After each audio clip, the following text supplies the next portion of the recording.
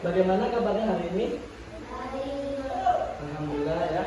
Jadi sebelum untuk memulai pelajaran, langkah baiknya kita berdoa bersama-sama ya dalam hati.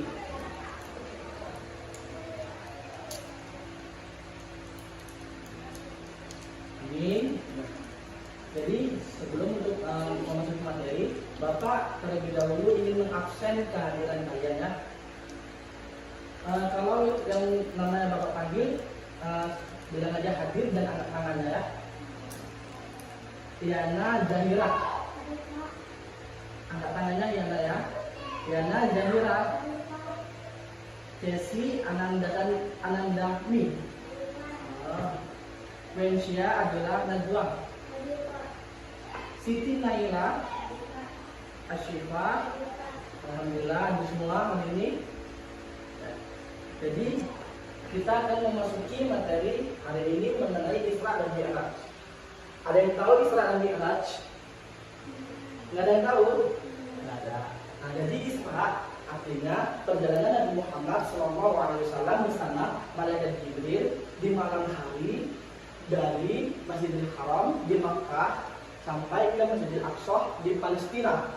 Sedangkan Mi'raj adalah perjalanan Nabi Muhammad SAW bersama malaikat Jibril pada malam hari dari Masjidil Aqsa di Palestina, lalu naik ke atas langit ke-7 sampai ke Sidratul Muntaha. Jadi kapan sih terjadinya Isra dan Mi'raj? Ada yang tahu? Nggak ada yang tahu. Jadi Isra dan Mi'raj ini terjadi pada tanggal 27 Rajab 621 Masehi, pada tahun ke-10 setelah Nabi Muhammad diutus sebagai Nabi Allah. Paham? Alhamdulillah. Jadi kita akan memasuki selanjutnya mengenai latar belakang terjadinya peristiwa Isra dan Mi'raj. Latar belakang ini terjadi karena meninggalnya pamannya Nabi Muhammad yang bernama Abu Thalib dan istri yang pertama Nabi Muhammad yang bernama Siti Khadijah. Nah, jadi karena meninggalnya kedua orang yang paling Nabi sayangi dan paling Nabi cintai, Nabi Muhammad sangat sedih, sangat gelisah dan tidak bisa berbuat apa-apa lagi karena telah ditinggalkan oleh kedua orang yang sangat Nabi cintai. Lalu di saat itu pula kaum Quraisy ada kesempatan untuk mengancam Nabi Muhammad, untuk menindas Nabi Muhammad dan mengancam Nabi Muhammad. Nah, dalam keadaan ini Allah Subhanahu wa taala mengutus malaikat Jibril untuk menjemput dan menghibur Nabi Muhammad SAW. Pada saat malaikat Jibril mendatangi Nabi Muhammad sedang gelisah, merenung dan bersedih hati karena telah ditinggalkan oleh kedua orang yang sangat dicintainya. Lalu malaikat Jibril mengajak Nabi Muhammad untuk perjalanan jauh, yaitu peristiwa Isra dan Mi'raj menggunakan buraq. Tahu buraq? Buraq ini adalah sosok makhluk Allah atau hewan tunggangan yang akan ditunggangi Nabi Muhammad SAW ketika peristiwa Isra dan Mi'raj. Sudah paham? Buraq adalah hewan tunggangan ya yang akan ditunggangi Nabi Muhammad ya. Selanjutnya Bapak akan memberikan sedikit gambaran atau media yang Bapak buat untuk gambaran peristiwa Isra dan Mi'raj. Nah, disinilah ini buraq, nampak? Ini Nabi Muhammad SAW. Nah, agak susah sih memang. Sabar-sabar ya. Nah, jadi peristiwa Isra itu perjalanan Nabi Muhammad dari Masjidil Haram, Makkah sampai ke Masjidil Aqsa di Palestina. Sedangkan Mi'raj perjalanan Nabi Muhammad dari Masjidil Aqsa di Palestina dan lalu naik ke atas langit sampai langit ke-7 hingga ke Sidratul Muntaha. Nah, inilah sedikit gambaran yang Bapak buat. Sudah paham? Jelas?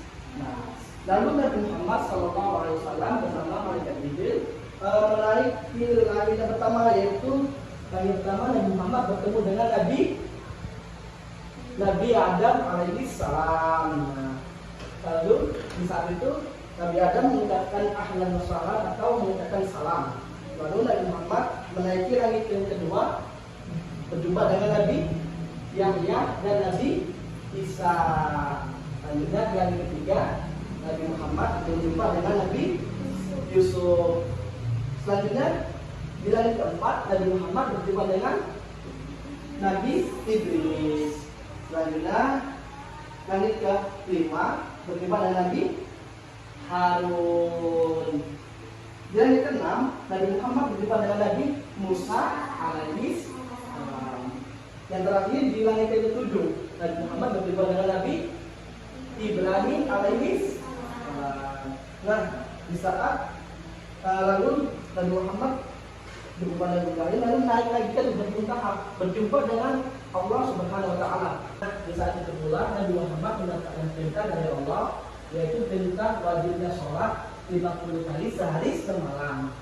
Nah, lalu Nabi Muhammad turun ke langit ke-6, berjumpa dengan Nabi Musa alaihissalam. Lalu Nabi Muhammad meminta saran kepada Nabi Musa, dan Nabi Musa memberikan saran bahwasanya meminta keringanan atas perintahnya untuk sholat, karena Nabi Musa tahu bahwasanya umat Nabi Muhammad itu tidak sanggup melakukannya. Jadi Nabi Muhammad kembali lagi menghadap Allah untuk meminta keringanan. Lalu Allah memberikan keringanan, yaitu perintahnya untuk sholat berapa? 5 kali sehari. Yang pertama sholat subuh, zuhur, asar, maghrib, isya. Nah, itulah wajib sholat atau sholat fardu, ya. Nah, sudah paham? Ya. Kok pada ngantuk ya? Capek ya? Iya kan? Jadi sebelum itu memasuki materi selanjutnya, Bapak mengaturkan es breaking yuk. Es breaking mau? Jadi nanti Bapak bilang ingat itu di belakang Bapak ya. Oke. Yuk sama-sama yuk.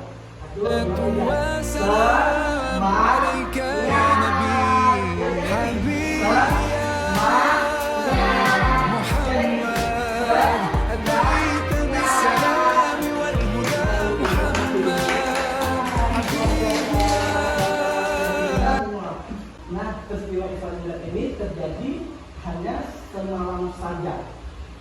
Peristiwa Isra Mi'raj terjadi hanya semalam. Karena ketika Nabi Muhammad mendapatkan perintah wajibnya sholat, Nabi Muhammad menyampaikan kepada umatnya. Tetapi pada saat itu kaum Quraisy atau orang-orang Quraisy tidak percaya akan terjadinya peristiwa Isra Mi'raj. Bahkan menganggap Nabi Muhammad itu orang yang berdusta. Apa dusta? Bohong. Nah, pada saat itu orang Quraisy menganggap Nabi Muhammad orang yang bohong. Nah, di saat itulah Nabi Muhammad bersedih. Tetapi ada satu orang yang sangat meyakini dan membenarkan peristiwa Isra dan Mi'raj, ialah Abu Bakar As-Siddiq. Siapa orangnya? Abu Bakar As-Siddiq. Nah, As-Siddiq itu adalah nama yang diberikan atau karena dia telah membenarkan peristiwa Isra dan Mi'raj. Nah, hikmahnya peristiwa Isra dan Mi'raj itu yang pertama, pentingnya wajib sholat atau pentingnya ibadah sholat. Terutama apa tadi? Pentingnya ibadah sholat. Yang kedua itu bukti kekuasaan Allah Subhanahu wa taala. Yang kedua apa? Kekuasaan Allah Subhanahu wa taala.